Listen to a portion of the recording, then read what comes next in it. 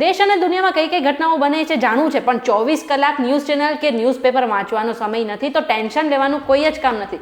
આ વિડીયો જોઈ લેશે તો આખા દિવસમાં કઈ કઈ મોટી ઘટનાઓ બની છે એ તમને બધી જ માહિતી 5 મિનિટની અંદર મળી રહેશે. આવતીકાલે એટલે કે 23 નવેમ્બરે 2 બેઠકો આનાની સાથે સાથે 2 રાજ્યોના ચૂંટણીના પરિણામો છે. કયા? તો કે વાવ, વાયનાડ, મહારાષ્ટ્ર અને ઝારખંડના ચૂંટણીના પરિણામો છે. એમાં પણ ખાસ કરીને વાવની વાત કરવામાં આવે તો આવતીકાલે 23 તારીખે વાવનું રિઝલ્ટ છે, જેના ઉપર આખા ગુજરાતની નજર છે. એમાં પણ ખાસ કરીને દરેક પક્ષની નજર છે. શું થશે શું નહીં થશે એ તો આવતીકાલે જ આપણને બધાને ખબર પડશે. હવે જેલમાં આરોપીને ઘણી ફેસિલિટીઝ મળતી રહી છે અને ઘણા વિડીયો વાયરલ થતા હોય છે, પણ અત્યારે જ મોરબીમાંથી એક દુષ્કર્મનો આરોપી ઇન્સ્ટાગ્રામ પર લાઈવ થયો હતો, એનો વિડીયો અત્યારે વાયરલ થઈ રહ્યો છે. એ બાદ પોલીસ તંત્ર પર ઘણા સવાલો ઊભા થઈ રહ્યા છે. જામનગરમાં એક યુવતી સાથે દુષ્કર્મના આરોપમાં જે આરોપી છે મોરબીની જેલમાં કેદ છે અત્યારે, અને તે ઇન્સ્ટાગ્રામ પર લાઈવ થયો હતો અને અત્યારે તેનો વિડીયો વાયરલ થયો છે. બાદ સવાલ ઊભા એ થાય છે કે તેની પાસે ફોન ક્યાંથી આવ્યો અને જેલમાં ઇન્ટરનેટ ક્યાંથી આવ્યું. આ બાદ પોલીસ અને તંત્ર સામે પણ ઘણા સવાલ ઊભા થઈ રહ્યા છે. આવેલા ન્યૂઝ ગુજરાતના દિવ્યાંગ ભાઈઓ અને બહેનો માટે આગળના સમયમાં સરકારી નોકરી એમને મળવા જઈ રહી છે. 21,114 જગ્યાઓ અત્યારે દિવ્યાંગો માટે ખાલી છે, જેની ભરતી પ્રક્રિયા ટૂંક સમયમાં જ શરૂ થશે. આ અંગે રાજ્યના ચીફ સેક્રેટરીએ ગુજરાત હાઈકોર્ટમાં સોગંદનામું રજૂ કર્યું છે, જેમાં રાજ્યના વિવિધ સરકારી વિભાગોમાં દિવ્યાંગો માટેની 21,114 જગ્યા પર ભરતી કરવા જણાવવામાં આવ્યું છે. અને દિવ્યાંગ માટે જે ભરતી છે 31 ડિસેમ્બર સુધીમાં શરૂ પણ કરી નાખવામાં આવશે.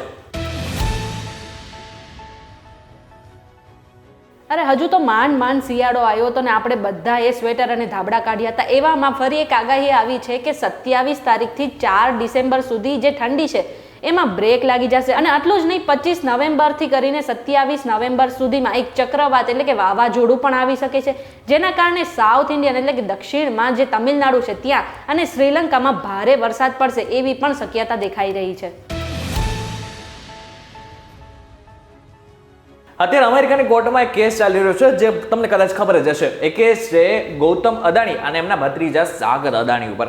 એમનો ઉપર આરોપ છે કે એમને ભારતીયોને લાંચ આપી છે, એટલે કે ભારતીય અધિકારીઓને લાંચ આપી છે. અને અધિકારીઓ જે છે તેઓ આંધ્રપ્રદેશ, તેલંગાણા અને જમ્મુ કાશ્મીરના છે. આ બધું જ થયા બાદ આંધ્રપ્રદેશના પૂર્વ સીએમ જગનમોહન રેડ્ડી ઉપર આરોપો લગાવવામાં આવી રહ્યા છે. ત્યારે જે જગનમોહન રેડ્ડી છે એટલે કે પૂર્વ સીએમ છે, એમને સામે આવીને કહ્યું છે કે અમારા ગૌતમ અદાણી સાથે કોઈ જ સીધા સંબંધો નથી. ગૌતમ અદાણીએ solar energy corporation of India પાસેથી 7 ગીગાવોટ સોલર પાવર ખરીદવા માટે સ્ટેટ ડિસ્ટ્રીબ્યુશન કંપનીઓને 1,750 કરોડની લાંચ આપી હોવાનો આરોપ લાગ્યો છે. એમાં જ હવે આંધ્રપ્રદેશના પૂર્વ સીએમની સંડોવણી પણ દેખાઈ રહી છે.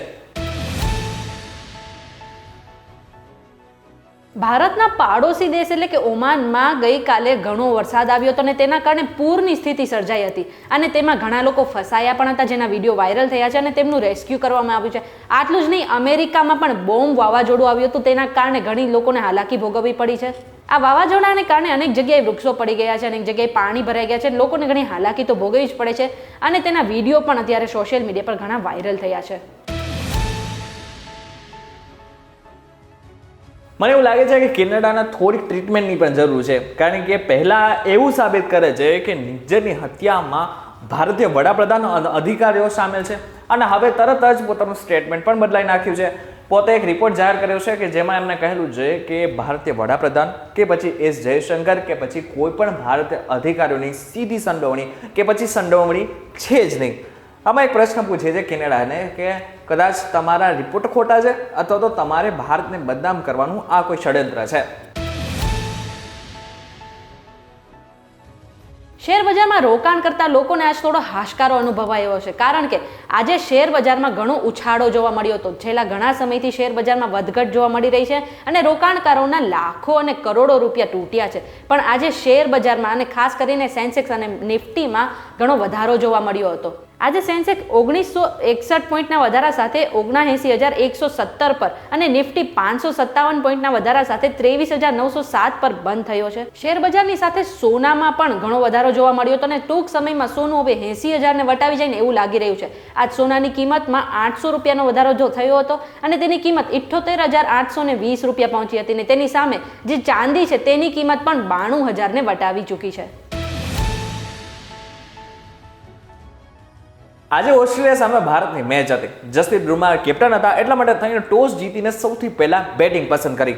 પરંતુ થયું કંઈક ઉલટું જ. બેટિંગ તો પસંદ કરી, પરંતુ આખી ટીમ 150માં જ ઓલ આઉટ થઈ ગઈ. એમાં પણ નીતિશ રેડ્ડીએ સૌથી વધુ 41 રન બનાવ્યા, પંતે 37 અને KL રાહુલે 26 રનની ઇનિંગ રમી હતી. પરંતુ જ્યારે ફિલ્ડિંગની વાત આવી ને ત્યારે ઓસ્ટ્રેલિયન ટીમ ખાલી 40 રન કર્યા હતા ને ત્યારે 5 વિકેટ તો એમની ઉડી પણ ગઈ હતી. દિવસના અંતે ઇનિંગ પૂરી થઈ ત્યાં સુધી ઓસ્ટ્રેલિયાએ 27 ઓવરમાં 67 રન બનાવ્યા હતા અને 7 વિકેટ પડી ગઈ હતી. હવે ટેસ્ટ મેચ જે છે આવતીકાલે આગળ લંબાવવામાં આવશે. ભારત ઓસ્ટ્રેલિયાના મેચની વાત તો થઈ ગઈ, પણ હવે આપણે આઈપીએલની વાત કરીએ. હવે 2025માં જે આઈપીએલ રમાશે 14 માર્ચથી કરીને 25 મે સુધી રમાશે, અને આ સિવાય 2026નો આઈપીએલ અને 2027નો આઈપીએલ પણ ક્યારે રમાશે તેની તારીખો પણ સામે આવી ગઈ છે. આઈપીએલ 2026 જે છે એ 15 માર્ચે શરૂ થશે અને તેની ફાઇનલ 31 મે રમવામાં આવશે. આ સિવાય આઈપીએલ 2027ની તારીખ પણ સામે આવી, જે 14 માર્ચે શરૂ થશે અને 31 મે સુધી ચાલશે. અને આ જે આઈપીએલ 2025ની જે સિઝન છે તેમાં 74 મેચ રમવામાં આવશે. તો આ સમાચાર એવા હતા કે જે તમારે જાણવા જરૂરી છે. હજુ પણ સમાચારો અને ઇન્ફોર્મેશન થોડી વિગતવાર જોઈએ છે તો અમારી ઘણા બધા એપિસોડ છે, અમારા ઘણા બધા પ્રોગ્રામ છે જે તમારે એકવાર ચેક કરી લેવા જોઈએ. જેમ કે મારી પાસે ડેવી ડોઝ છે, એક વાત કહું છે, ફિટ એન્ડ ફાઇન છે અને ઘણા બધા બીજું પણ છે. એટલા માટે થઈને એકવાર અમારું પેજ સ્ક્રોલ કરી લો, તમને ઘણી બધી એવી વિગતો મળશે કે જે બીજે ક્યાંય નહીં મળે. વિડીયો પસંદ આવે તો વિડીયો લાઈક અને શેર જરૂરથી કરજો તથા આવા જ ઇન્ફોર્મેટિવ વિડીયોઝ માટે VTVgujarati.com ની અમારી ચેનલ એકવાર સબસ્ક્રાઇબ કરી નાખજો.